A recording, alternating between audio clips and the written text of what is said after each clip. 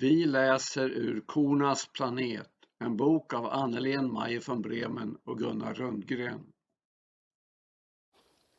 Politiken är om möjligt ännu värre. Där styr det jordbrukspolitiska kravet att lantbruken ska producera så mycket mat så billigt som möjligt. Den matpolitik som beslutades om 2017 och som ska gälla för Sverige fram till 2030, den nationella livsmedelsstrategin, har egentligen bara ett enda skarpt mål: ökad produktion. Hör du det?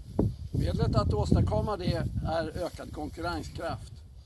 Samtidigt finns alla de andra kraven på att jordbruket ska vårda naturen, miljön, kulturlandskapet, ge djuren en så bra tillvaro som möjligt, producera livsmedel som inte bara är någorlunda nyttiga utan som också svarar mot marknadens krav och så vidare i all oändlighet. Staten vet förstås att ett ensidigt betonande av produktion kan orsaka rovdrift och en ännu större utarmning av landsbygden. Det försöker man balansera med lagstiftning och med olika former av ersättningar, det som ofta kallas för bidrag eller stöd, för naturvård, kulturvård med mera. Den typen av ersättningar är inte obetydliga, men samtidigt är de oftast inte tillräckliga för att ersätta det arbete som det är frågan om.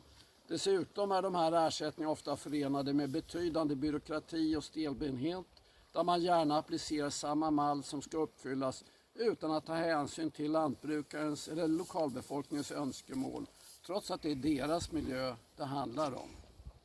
Lagar och regler innebär ofta ökade kostnader, och på en global marknad är det svårt för lantbruket i Sverige, som redan har ett högt kostnadsläge, att uppfylla dessa krav samtidigt som den importerade maten inte behöver göra det.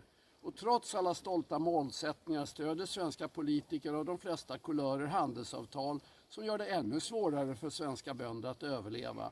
Nyss var det ett avtal med Kanada, i skrivande stund är det ett avtal med Mercosur och ett med USA, som båda kommer att öka importen av soja och kött till Europa.